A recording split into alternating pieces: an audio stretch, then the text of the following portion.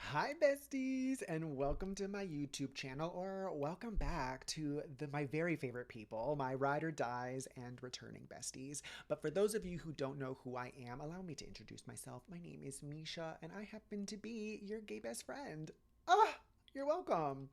So today I wanted to do a little story time, and it's juicy. It's spilling a little bit of tea, and so this came about. I've actually told this story, but Instagram is like sharing all of these ancient videos of mine to Facebook, things from like way back in the archives, and some people are seeing them for the very first time. So I got a DM from a bestie who was like, "Oh my gosh, I really want to know about this story." And it is about how I quit Lululemon and why. Everyone's like, "Ooh, ah." So we all know that Lululemon, they're not void of scandal and controversy and bad press, okay? And I am here to say that my experience working for them for a very short time corroborates all of those think pieces, if you will. So so let me take us back. I was a performer for my entire adult life. All I did was sing and dance and act and do all of that. And then when the pandemic happened, all of that came crashing down.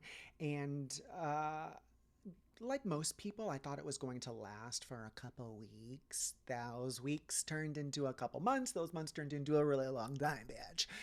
So all of my savings that I had accumulated over the years, it started to dwindle, and I needed a job. However, because my entire resume was performance based, it basically looked like I was a 30-something-year-old deadbeat that never had a job.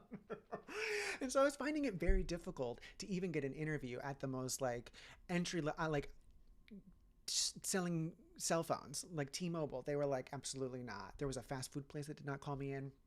But during the pandemic, I did go back to school, majoring in nutrition and dietetics, and I got certified to be a personal trainer. So that did help me land an interview with Lululemon. And then, of course, the personality took over, and I did get hired part time for a holiday contract. Perfect. Now, I'm not going to be a petty girl just to be a petty girl. The clothing is good. Okay, we're not going to get into any of that, but it was red flags right from the start. So let's just jump right into it. My first day, okay, I walk into the store and I am confronted with three, I'm not joking you, one, two, three white blonde girls named Jennifer. One of them was my manager, the other one was the assistant manager, and the other one was just like a regular sales associate, but three white girls named Jennifer. And that was basically, if that was just like my introduction to the store, it really did encapsulate who they hired, because that was all that was there, was just little blonde white girls who loved their leggings. Now, this is in a very diverse city. Um, there's a lot of universities, there's a lot of hospitals. There is one of the most prestigious music institutions in the world, really. We have a huge deaf population because of a technical school there. That being said, there should have been some more diversity. But this also leads me to my very first red flag. And that is when Jennifer, my assistant manager, training me, brings me back to the dressing rooms. And if you've ever been to a Lululemon, you would know that on the dressing rooms, they write your name. They write your name just like that on the dressing room door so that you can go in and out, pick different sizes, try whatever you'd like, and that's your room until you're done. Well, Jen says to me, "Oh, sometimes we get a lot of Asian people in here and they have really weird names and I don't know how to spell them. So I just like draw a heart or like chopsticks." I'm sorry. Huh? And I looked at her and I said, "Why don't you just ask them how to spell it?" Now, I told this story on social media, and other people thought the same way as her. They're like, those are probably very difficult names to spell. But here's the thing, those are people's names. And how would any of us feel if somebody made you feel weird because of your name? It's a really easy solution. You just ask. You just say, "How do I spell that?" So that they don't feel awkward and uncomfortable. and strange. So I said, okay, well, I'm just going to ask them how to spell it. The second red flag that I got was the following day. I was being trained on the register by a regular sales associate. And she goes, "Oh, Misha, come over here. This is a perfect time because somebody was doing a exchange. They wanted to do an exchange. Now, this particular person wanted to do the exchange because there was a problem with the leggings that she had. There was some pilling happening on the inner thigh. There was some back and forth on whether this exchange was going to be allowed to happen. Skipping over all of the boring parts, it did happen. She did get to get some new leggings and she went about her business. But the girl who was training me said this was a perfect exchange for you to learn on because technically she shouldn't have gotten that exchange because she's fat. It's her thighs rubbing together that's the problem. And I was like, oh, okay, well, they're leggings. Like, shouldn't you be doing like really active things in them, like yoga and Pilates and running or whatever, you know? And she goes, yeah, but the aligns are really sensitive. And so if I ever see somebody that's over a size, I don't remember what size she said, but it didn't seem very big to me. I avoid telling them about the aligns and I try to go for something that's more structured because they always come in with this problem and it's so annoying. And this girl did, in fact, while she was doing her exchange, say, on her own, she said, "Hey, do you have anything that's like more heavy duty? Because like I'm very active in these. Like I'm working out in them and working out in them." And this girl just said it so nonchalantly, like the body shaming, like didn't phase her, none. So I was like, that's not nice. Now, something that was also a huge problem for me was the like cult like situation. They really wanted you to name your first daughter Lulu and say, I'm going to work here forever. And I'm happy to do so. And what I mean by that was I'm working a part-time job making $13 an hour. I'm getting like 18 hours a week. Okay. But they really wanted me to do all of these extracurricular things, like do a run club with them at 5 a.m. or go to this yoga class after work. And I was just like, I was so polite about it. I was like, oh, no, thank you. I'm busy or whatever.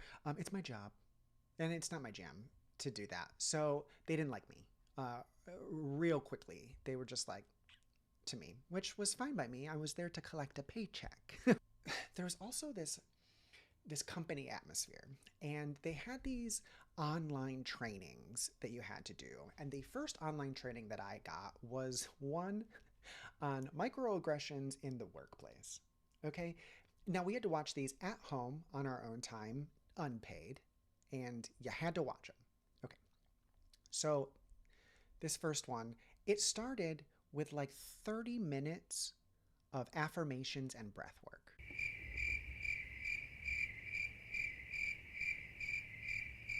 I just wanted to eat my pancakes before going to work, okay? But what was really annoying about this was the microaggressions in the workplace talk was done by a white man, talking about like racist microaggressions in the workplace, like about queer people, about women. And I was just like, why is this the person they chose to do? We didn't learn anything. It was the most, he like Googled it. Whatever Wikipedia told him about microaggressions, that's what we talked about.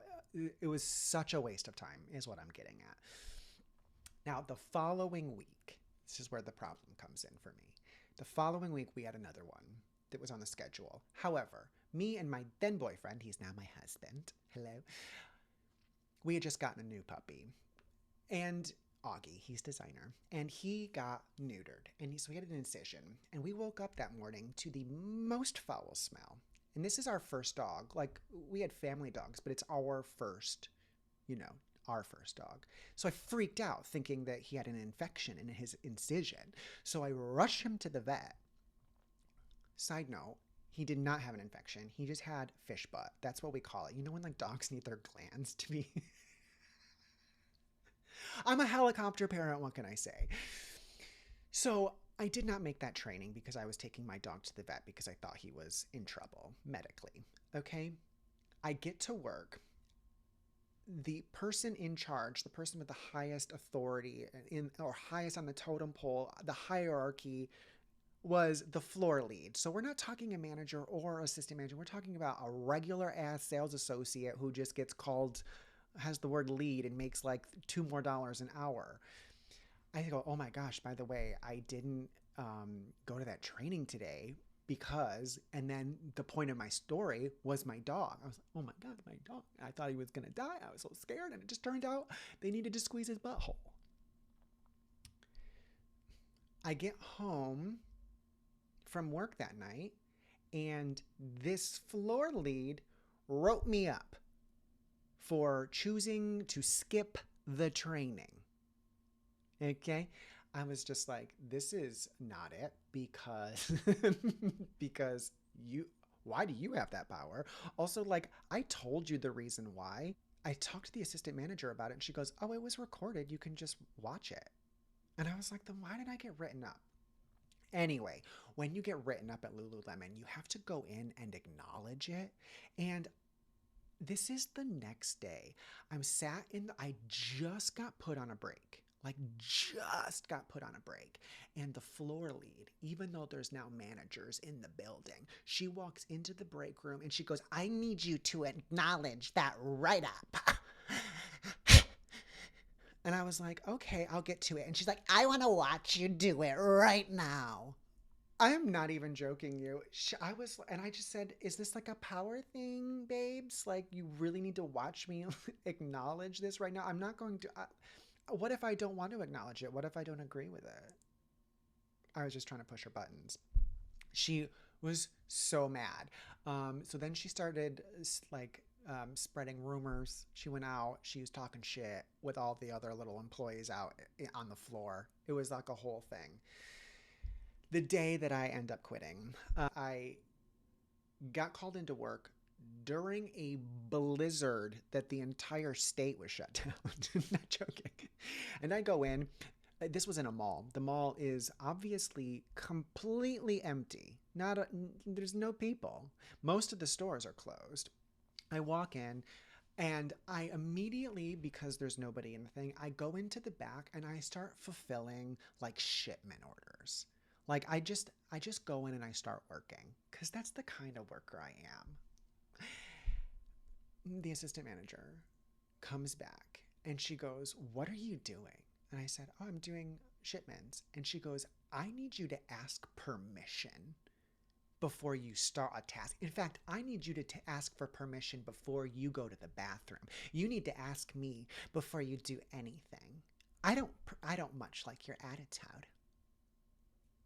So here I am thinking, "Oh my gosh, we must have had like a slew of people come into the store and they need help." I go out there, there's not a fucking soul inside that Lululemon.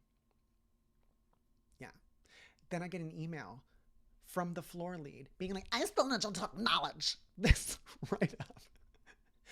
And I'm just sitting there thinking, I have traveled the globe. I have performed literally for presidents of more than one country. Okay, Steve Wozniak, the co-creator of Apple, he's a contact in my cell phone.